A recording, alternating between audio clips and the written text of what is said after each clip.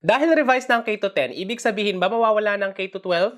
At bakit kailangan ng revision? Anong mali? Pag-usapan natin. August 10, 2023, nilaunch ni Education Secretary at Vice President Sara Duterte ang Matatag Curriculum. Ang Matatag Curriculum ay ang bagong K-10 curriculum. Branding lang itong matatag. Alam naman natin kung gaano kahilig sa mga branding ang ating mga politiko. Ang bottom line, binago ang K-10. Paano na ang K-12? Okay, ito na. Simple lang ito. Ang K-10 ay bahagi ng K-12. Ang binago lang ay yung curriculum ng grades 1 to 10. Ang grades 11 to 12, wala pa. Ang grades 1 to 10 curriculum kasi ng ating bansa, matagal nang outdated. Ang grades 11 to 12 curriculum, bago pa lang naman. Dahil matagal na nga outdated ang grades 1 to 10 curriculum, inuna na ito. Pero hindi ibig sabihin binagong grades 1 to 10, hindi na kailangan ng 11 to 12. Nasa batas pa rin natin na kailangan tapusin ang grades 1 to 12. So nandito pa rin ang K-12, ini-improve lang siya. Paano outdated ang K-10? Well, tingnan natin ang sinasabi ng ating mga estudyante. Wanna talk, go socialize. Don't eat, don't sleep, and don't ask why. Sell your soul for the Hollywood dream. Sell your soul for the Hollywood dream. Ang daming pinapagawa pero hindi lahat may kwenta. At nakikita ito ng DepEd at ng mga guro. Hindi lahat ng kanilang tinuturo nagagamit. Nakita nilang mas mabuting magtuon sa mga lessons na meron talagang kahalagahan. Sabi ng DepEd sa K-10 curriculum, overloaded at saka congested ito. Actually, pati mga teachers kawawa eh. Ang daming kailangang ituro pero limited ang oras. Dagdag pa rito na ang hirap magturo ng hybrid at ang daming class suspensions. Kaya medyo common na hindi natuturo lahat ng nasa libro. Ang masaklap dito, kahit na pagod ang ating mga estudyante at ating mga teachers, na pag-iiwanan pa rin tayo ng buong mundo. Ang daming mga estudyante ang hindi pa rin nakakabasa. At ang mga nakatapos ng high school, nahihirapan pa rin ma-employ. Ito'y matagal ng problema. Ngayon, gusto itong sagutin ni VP Sara. Ano ang babaguhin sa K-10?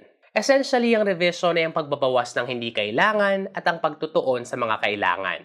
Sabi ng DepEd sa lumang curriculum, almost 12,000 na mga lessons ang tinuturo. Sa bagong curriculum, reduced at compressed na ito to 3,600. Ito ang biggest changes. Una, from 7 foundational subjects, ginawa na lang itong 5. Ito ay language, reading and literacy, mathematics, makabansa, at GMRC. Pangalawa, paalam sa mother tongue. Ang pinakang nawalang subject ay ang mother tongue. Sabi kasi ng DepEd, para sa maraming mga Pilipino, redundant ito. Marami kasi sa atin ang mother tongue ay Filipino. Redundant ito sa Filipino subject. Pero kahit na hindi na subject ang mother tongue, retain pa rin ito as medium of instruction. Ibig sabihin, gagamitin pa rin ang wikang gamit ng bata sa bahay bilang wikang gamit pagturo sa kanila. Pangatlo, hello makabayan. Pinagsama ang araling panlipunan at ang MAPE para sa makabayan. Essentially, ang makabayan ay AP pa rin pero may additional flavor. Itong mga ito ay Philippine culture at healthy living. Kasama sa makabansa ang pagtuturo sa mga bata ng peace and security. Ito ay advocacy ni VP Sara. Hindi pa natin alam exactly kung anong ituturo sa mga bata kasi 2024 pa naman ang simula nito. Nakakalito lang kasi nilaunch ito ngayong school year 2023. Pero parang celebration lang ito. Ang calendar ng DepEd. Ang hindi nabibigyang diin dito ay phased ito. Ibig sabihin, hindi lahat ng mga estudyante ay sabay-sabay na tatahakin ang bagong curriculum. Batch by batch sila.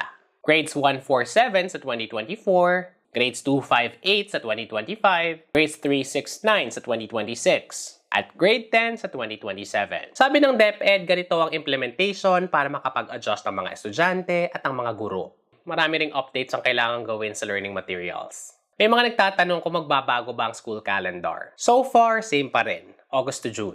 May mga nagtatanong din, kung ang isang bata ay nakapagtapos sa bagong K-10, pwede na ba siyang mag-college? Hindi pa. Batas kasi ang required 12 grades. Ang hope ng DepEd, ang mga Pilipinong makakapagtapos hanggang grade 10 lamang, employable pa rin. At yung magka-college naman, mas handa. Ang education ng Pilipinas, katulad ng maraming sistema nito, bulok.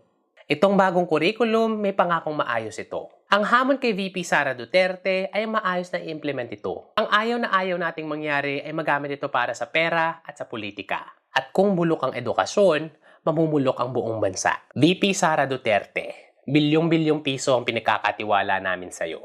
Kinabukasan ng ating mga bata at ng ating bansa ang nakasalalay. Don't mess this up. Para sa mga teachers at estudyante, ano sa tingin nyo? Ano yung mga leksyon na sa tingin nyo hindi na dapat ituro? At ano naman yung kailangang ituro? Anong dapat malaman ng DepEd at ni VP Sara? Usap tayo sa comment section. Isa lamang ito sa maraming issue ng ating panahon. Kung merong ibang topic kayong gustong pag-usapan, comment lang kayo. Para hindi kayo mapag-iwanan sa balita, sundan nyo ako.